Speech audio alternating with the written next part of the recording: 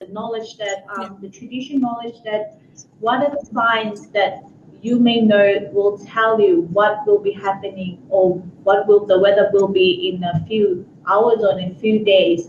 That's one of the great things that we saw, and also we know, and it finally illuminate us that we don't have such thing, that a hub for knowledge that youth can just tap into, or for anything that a ministry or disaster or department related to disaster and climate change resilience, to have such a hub that we could tap into as a young person. Right now, as Yeah. virtually and online venues are more popular now because COVID-19 restricted our movement. But the best place that we could store all this knowledge and all these skills that we could pass on, and it will be there, it's online. So we have to document all of these knowledges and skills for the other, for the younger generations to come. I think that's what Tulu has been said in one of her key points in her talk, Yes. that maybe information hub will not only be accessible for Tuvalu young people, but for everyone across the Pacific, so we could share this kind of information and be resilient. Thank you very much. Thank you so much, my brothers and sisters from Tuvalu. Thank you so much for that wonderful key point that you have addressed. That's a very important. It's very important. I agree with what you have highlighted, and it's.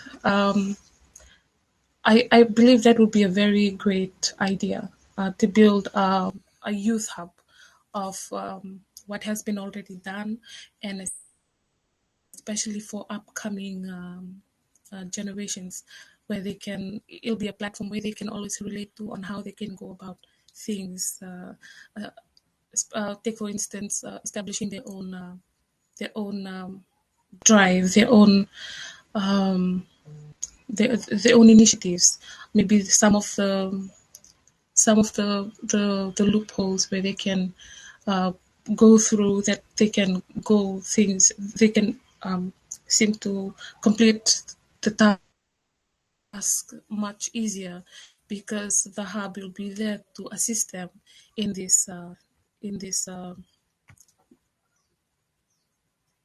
virtual platform. I agree that COVID-19 has been an advantage and a disadvantage to the to the Pacific Island nations. In Fiji, I think you will be uh, watching the news that we are going through a really tough time at the moment, and I, I believe that it would be very great to have a youth hub, a virtual youth hub where everybody can touch base and just go through and see what everybody is doing from the Pacific region. Thank you very much, Tuvalu.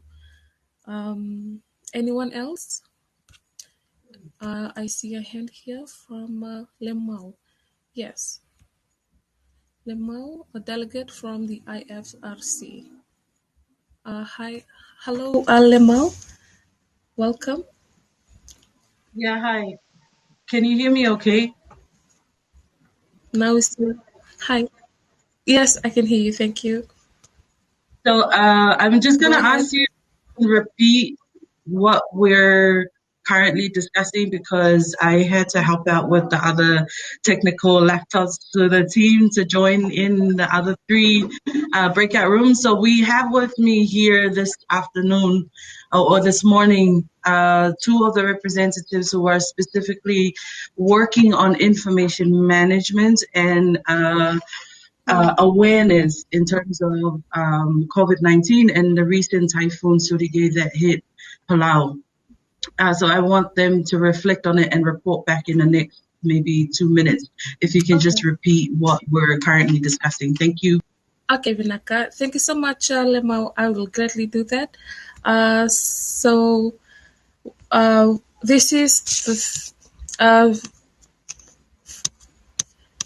this is the the introduction to Pillar 3, which is inform, information, communication, awareness, advocacy, traditional knowledge, wisdom, and technology. Our key question one is, where are we at the moment? We need to understand and know where we are at the moment, the current situation, what is currently happening, like what my colleagues from Tuvalu have shared there, in relation to information and communication, advocacy on how we can utilize traditional knowledge, wisdom, and technology in disaster risk management and climate change. That's key question one. Where are we at the moment? Question two will be, where do we want to go? Based on what we will be sharing, question one, we will need to ask our participants on where do we see ourselves next year, 5 years from now, 10 years from now, as a Pacific community. Where should we be heading together with common goals and resilience in relation to climate change and resilience, measures that we're willing to take based on what we will be sharing, and with the key pillar information, inform, which includes information, communication, awareness, advocacy, traditional knowledge, wisdom, and technology. And number 3, that will be the last part of our breakout room question, which is, how do we get there? What action do we need to do in order to reach that goal that we'll be discussing from question 1 and question 2? What do we need to do to strengthen and improve our information and communication, awareness, advocacy, and utilization of traditional knowledge? What action do we need to do as Pacific Islanders, as the young generation of future leaders for tomorrow? What do we need to do in order to reach those goals? So not only us, what can the government do? What can the community members do as civil society, academia, development partners, and other stakeholders? So that will be our discussion for today. I hope I have answered your question. Thank you.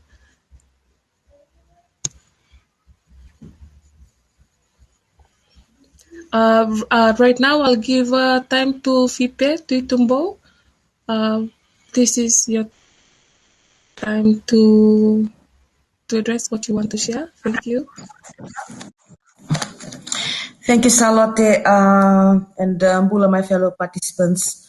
I just would like to first acknowledge the partners, WWF, the partners who are actually organizing this event. And so I support the suggestion from Tuvalu Hub in terms of a space where we can exchange information. And I think we also need to identify focal points who can continue to ensure that the updated information is available at that hub from the different countries. A lot is happening from community level to international level in terms of youth participation and the youth engagement. A lot too is happening in terms of working in terms of the organizations trying to engage young people in their frameworks and the programs. But that information is not well known right across the region and it's not fully available to young people. So the idea of having a regional hub whereby we can get in all our regional organizations and partners to assist in ensuring this hub is developed and continuously updated and available at all times to young people. Vinaka. Thank you so much, Ms. Fipe Tuitumbo. Thank you for supporting our brothers and sisters from Tuvalu with the regional hub. Thank you so much. We'll move on to Ms. Rewin Taruaniara, a YP at COMSEC. I hope I pronounced your name correctly. I apologize if I didn't. So the time is yours. Hello, can you hear me? I just want to check. Yeah, Clear? Okay. So my name is Rewin. I am from Solomon Islands, and the thing that I want to mention here is first, I think I kind of agree with what Tuvalu and the other colleague has mentioned earlier on today. One of the things that I would like to kind of emphasize, kind of build on, is I think we have data of. I think, as Tuvalu has mentioned earlier as well, COVID-19 has shown us gaps of areas that we need to kind of bridge, work on and bridge those gaps. But I think the other thing is there has been a major shift, as we all know, from a face-to-face to virtual platforms. One of the things that I would like to emphasize here is data. And what I mean here by data is, with regards to hub, it's not the data that we include in the hub, it's the data of how can we better support the Pacific countries with regards to the hub that we wanted to build. So it's kind of like a build up from what they've mentioned earlier about the need for a hub as a one stop shop for Pacific young people to go into to get information. But I think it's really important to kind of consider, because as they've mentioned that there's been gap, let's take a step back and look that even Pacific countries itself, there are some countries that when it comes to internet and technology, they have more access than others. So I think it's very important to kind of consider that as well, so that we can find out how can we better support our Pacific Pacific countries together as a community, and how can this hub better support us. So I think in terms of data in that particular area, I think that's one of the things that I would like to emphasize here. Thank you. Thank you so much, Ms. Rewe. Thank you for that wonderful idea by Ms. Rin for supporting our colleagues from Tuvalu. Right now, because of the limited time that we are given, I will reach out to Ms. Patricia Malam. I hope I pronounced your name correctly, and I apologize if I didn't. Now is your time to share your thoughts. Naka? Ms. Patricia, can you hear us? Yes, I can. Bulavinaka, can you hear me? Yes, perfect. Thank you. Okay, Seth, thank you. Well, further to what I had shared earlier, I just wanted to reiterate that, as much as it's awesome to consolidate information and data in one space, it's really useful to acknowledge as well the amount of kind of work, resources actually that go into setting up these hubs. And it would be in the best interest, I would suggest, that we look at those hubs that have already been set up and quite impressive. For example, the SPREP Pacific Climate Change Portal. And although, for some it might seem a little bit too clinical or too heavy to digest, the onus is on the youth or the users to really go back to the developers and say, hey, this is not really working for us, and I would suggest we do it like this. So it's as good as we make it. So the information we give, the feedback we give, that's just as important as what we get out of it. And secondly, if I may add, when you talk about the traditional context, there are lots of social systems in the Pacific that already exist when it comes to communications channels. And again, another challenge for us is how do we take those offline conversations and those offline kind of structures into the online space so that it's engaging and also includes things like the vernacular and the nuances that are common in the Pacific Islands. Thank you so much, Salote Vinaka. Thank you so much, Ms. Patricia. Thank you so much. Okay, so now I'll give the time to Ms. Lamau. Please share to us what you have. Thank you.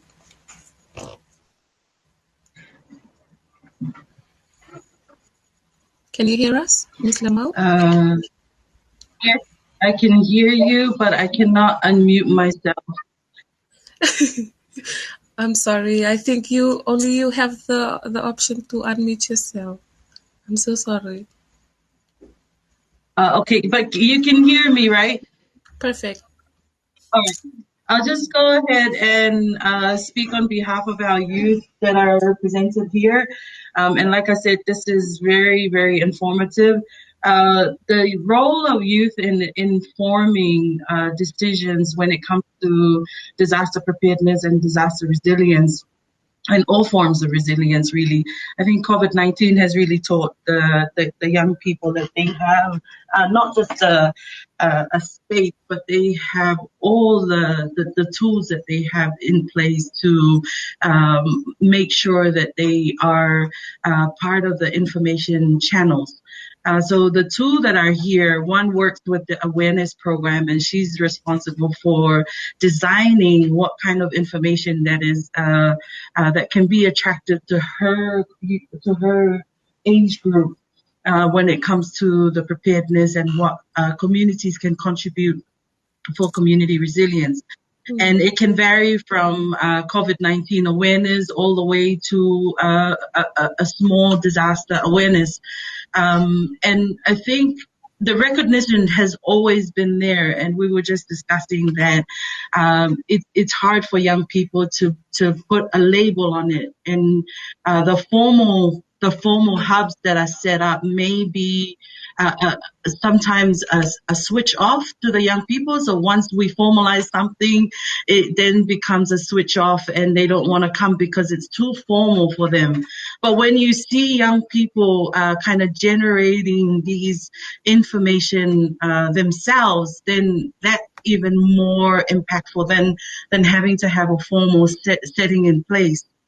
Now, on the other hand, when there is a formal setting in place, you have a guy like Mason who sits next to me on a day-to-day basis, who analyzes the data and gives me the analysis of the data to make a decision as a responder on what to prioritize. And them understanding the process in the formal setting is even more powerful to be given to young people these days. When we recognize those two different approaches and having to tailor make the approach to the different groups of young people that we cater to today is powerful tool to have. So in terms of informing decisions and information management or awareness and all sorts of informed platforms, I think we recognize that young people can be not only the tools, not only just somebody that comes in with the ideas, but they can also be a channel of powerful impact information that we can share. So that's the discussion that we've been having, and having them decide on where do they want to go from what they have already received in a formal platform is even more interesting to listen to. So, yeah. That's all. Yeah, that's all. Thank you, Ms. Lama, for that wonderful point that you have shared. I agree with all the speakers that have shared in their ideas and what needs to be done in order to push this agenda forward. And I'm sure that in this specific resilience meeting that we're having today, it's very important that we have a very variety of a diverse form of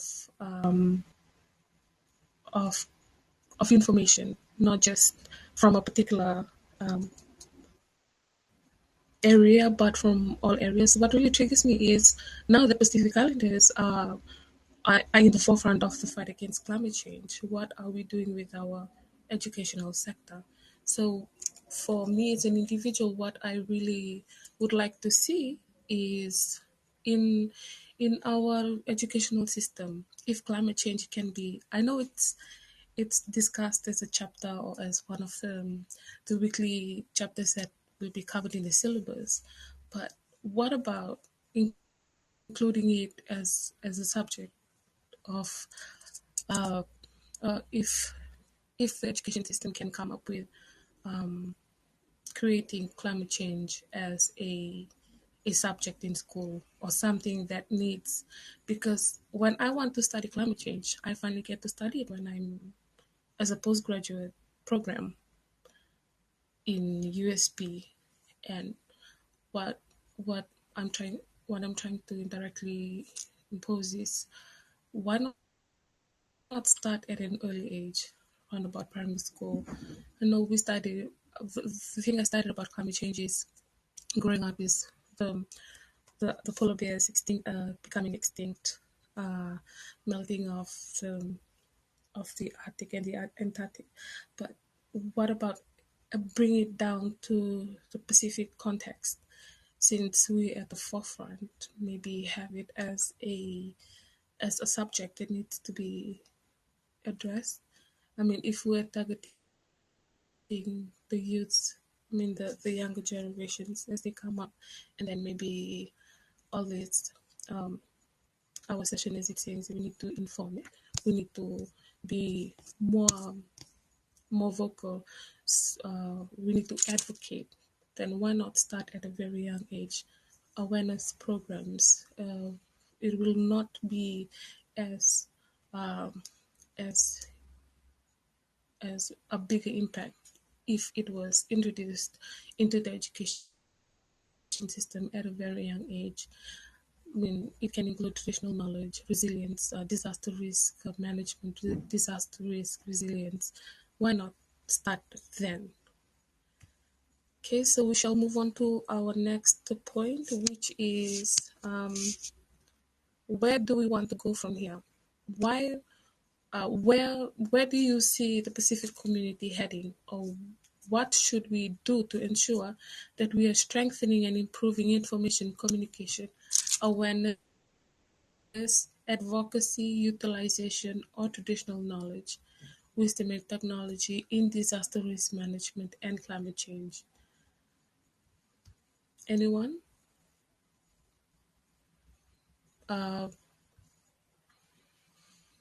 Well, I will share a very. No one has put their hand up, so I will keep on sharing some of my personal experiences during COVID-19. Oh yes, okay. I'll give this time to Miss Lamau. Go ahead. Thank you.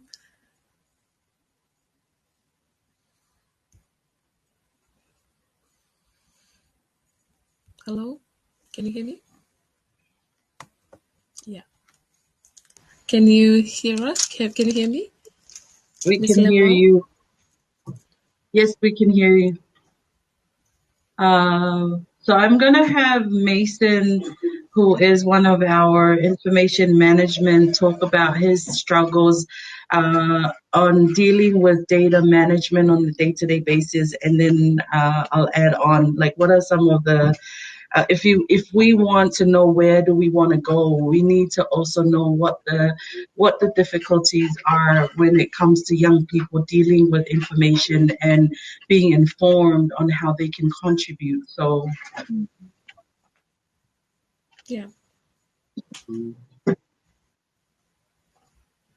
he's a bit shy, and you have to forgive me for putting him on the spot. Okay. But we were initially when the youth were dealing with the data collection and data management and information management when it comes to disaster response, often they are thrown into the deep without proper trainings. Yeah. And the platforms that we're using at the moment to sort of understand the weather patterns is not something that they're quite familiar with. So we're throwing somebody that is fresh out of college, just graduated this year, with a bachelor's degree in information technology, and with the expectation that they understand what they're going to be doing, without the proper backing, is somehow very, it kind of kills the morale, and it also pushes this very vibrant person to the corner. So what I'm trying to say in as an example of that, having to have proper mentorship. If we want young people to take it to their full potential, they need to have proper mentorship in the area information management and having them understand the bigger picture. Because if say for example, if Mason is not taught on how important the data that he deals with on a day-to-day basis to the overall organization as Red Cross, decision on how to respond to a natural disaster, or how to work with community on community resilience and climate change adaptation. He needs to understand the full package of what the data that he's dealing with on a day-to-day basis, how it contributes to the overall picture. The second part of where we think that we want to go is to ensure that whatever platform that we're using is user friendly to young people. Young people don't have the energy or the space and time to sit through a 1 hour lecture. You know, we've got a very short attention span. So in order for us to use the same one to trigger some well-informed or sophisticated data analysis, we need to also ensure that the platforms that we're using, and there are plenty out there, are attractive and are also user-friendly to young people. Now, that's just in only to what Mason is interested in. But imagine the future in 5 years when you have this young person develop an app or develop an information channel that he can use to for an organization as big as the Red Cross, is something beyond my capability. This will flourish this young person's career in the future. So the mentorship is key, but also setting some really, really high-level targets for him. Like when we started off with the data management and the analysis of early warning systems in Palau, we didn't have the text usage. So we would always listen to the radio. Young people don't listen to the radio these days. They go to TikTok. So having Mason being a TikToker, talk about early warning and how somebody can understand the weathers that have been sent by the weather services is key. But what I'm trying to say is that we give them the bigger goals. So in the beginning of this month, we sat down and we said, look, you're going to be the one to develop an app where a young person can pick up and quickly go, oh, I can easily use this to assess the vulnerabilities and the capacity and how climate change is affecting my little hamlets in Palau. I can use the same platform to teach my other young people on how they can collect information when there is a disaster in Palau. So that's the ambitious plan that we had put in front of this young person, and then allowing him to figure it out himself and giving the time and the energy or the resources as an organization. Now, if Red Cross can mentor one of those young people, imagine what the government and other CSOs and other agencies can do with their own young people, talking about the same thing and trying to have the same approach to informing not just the young people, but overall the community when it comes to climate change, resilience, and disaster risk management. Thank you. Thank you so much for that wonderful highlight, Ms. Lemau. And now I'll give the time to Mr. Simeon Imbula, who's a DRM specialist at DMO Samoa. Welcome, Mr. Simeon. The platform is yours. Just be mindful that we have like 4 minutes, 15 seconds left for our breakout group session. Eh? Sure. I'll be very quick. Mr. No worries, Naka. Good to go? Okay. Naka, Naka, everybody. For me, it's just very interesting discussions going on. I'm looking at the disconnect in terms of the transitioning of information from the senior population towards the younger generations.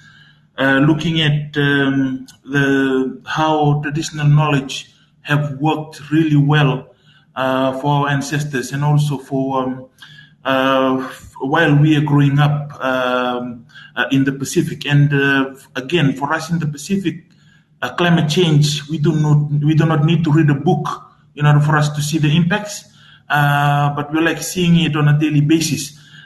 We see that there are trees along the sea line that have roots exposed. We see that the village shoreline is getting deeper into inland. We can see that places where there used to be big trees now have just grassland. So we're seeing the impacts of climate change, and also the increase in heat within the region. For me, we know over the years that our ancestors have adapted to these different types of climate changes, and I'm looking at how can we document traditional knowledge in terms of, I know there's various hubs available across the region, and how can we really bring out stories around food security, stories around sustainable shelter, stories around ensuring sustainable wash for people at the community level. I know at the regional level, and also through the various formal educational pathways, you have researchers, you have books to always refer to. But then how do we take this information down to the community level? Because this is where we're really seeing the impacts of climate change on people. And we're seeing that it's affecting their daily lives. It's becoming a life and death situation for most communities. We're seeing people relocating. We're seeing loss of food security. So how can we strengthen that? And for me, it's strengthening the passing of traditional knowledge down to the younger generations.